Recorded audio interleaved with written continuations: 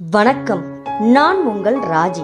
செல்லும் பாதையில் ஒவ்வொரு நாளும் புதியதாய் பிறந்திருப்பதாய் எண்ணு. எண்ணங்கள் எண்ணிக்கையில் அடங்காது.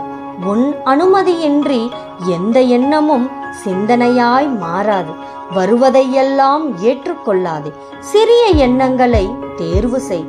உன் வளர்ச்சி நிச்சயிக்கப்பட்ட ஒன்று. நிதானமாக செயல்படு. எதிரி என்று எவரும் இல்லை, முடியாது என்று ஏதும் இல்லை. பாலை நிலத்து முள் செடியிலும் நீர் இருக்கும்.